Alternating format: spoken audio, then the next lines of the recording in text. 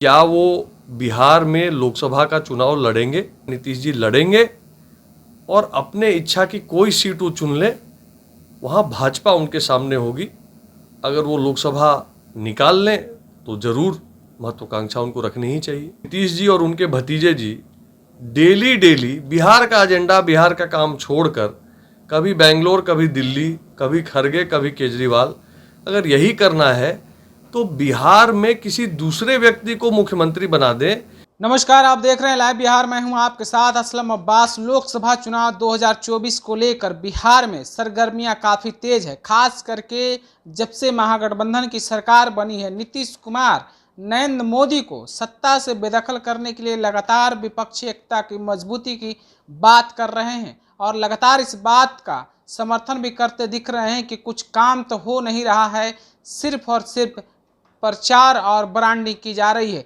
इसी मुद्दे को लेकर भाजपा के राष्ट्रीय महामंत्री ऋतुराज सिन्हा ने मुख्यमंत्री नीतीश कुमार पर जबरदस्त हमला बोला है। साथ ही साथ उन्होंने बिहार के डिप्टी सीएम को भी नहीं छोड़ा। उन्होंने साफ तौर पर कहा कि अगर मुख्यमंत्री नीतीश कुमार को बिहार छोड़कर देश का प्रधानमंत्री बनना है, इसी में वो रम गए हैं, बस गए हैं और सपना देख रहे हैं प्रधानमंत्री बनने का, तो बिहार का कोई भी लोकसभा क्षेत्र होगा जहां से वो चुनाव लड़ेंगे। अगर वो लड़ते हैं तो वहां पर बीजेपी आमने सामने उन्हें टक्कर देगी। तो आप समझ सकते हैं कि भाजपा एक तरफ नरेंद्र मोदी के चेहरा के साथ 2024 की तैयारी में जुटी है, तो मुख्यमंत्री नीतीश कुमार को खुलेआम चुनौती दे रही है कि अगर आप विपक्षी एकता की मजबूती की बात अगर कर रहे हैं, आपको विश्वास है, आपको लगता है कि हम टक्कर दे पाएंगे, तो हिम्मत है तो आकर आप चुनाव लड़ लीजिए, फाइट कर लीजिए। ऋतुराज सिन्हा लोकसभा चुनाव को लेकर और प्रधानमंत्री के चेहरा को लेकर, खास करके मुख्यमंत्री नीतीश कुमार पर कितना कुछ बोल रहे हैं, जरा आप खुद सुनिए।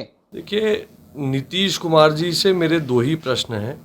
पहला ये कि अगर वो प्रधानमंत्री बनने की अपनी महत्वाकांक्षा में इतना रम गए हैं, तो मेरा प्रश्न नंबर 1 है कि क्या वो बिहार में लोकसभा का चुनाव लड़ेंगे?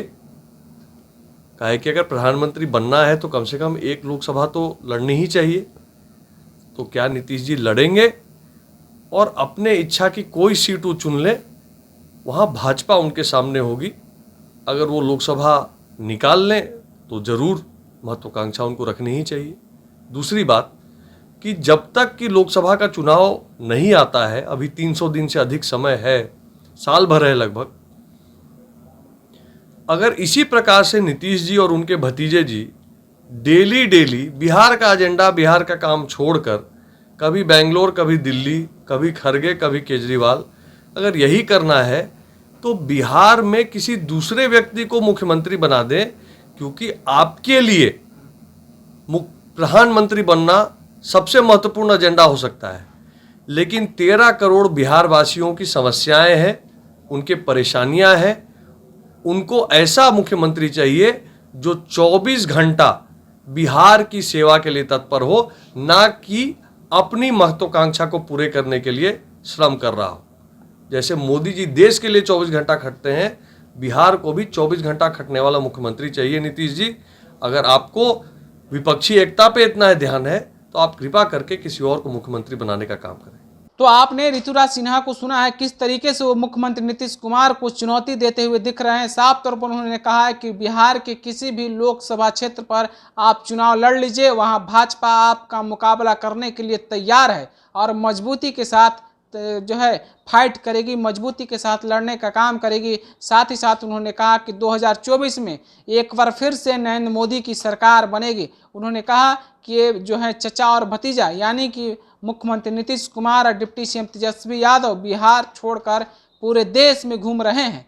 आखिर बिहार की जो 13 करोड़ की जनता है, उनकी समस्याओं का समाधान कौन करेगा? अगर उनको इतना ही शौक लगा है पीएम बनने का, तो मुख्यमंत्री की कुर्सी किसी और को सौंप देनी चाहिए। आपने खुद सुना भी है ऋतुराज सिन्हा को। इस बयान के बारे में आप अपनी राय हमें कमेंट करके जरूर पहुंचाइए। इसी तरह की दूसरी खबर को देखने के लिए आप हमारे साथ बने रहें। लाइव बिहार यूट्यूब पर सब्सक्राइब और फेसबुक पर लाइक जरूर करें।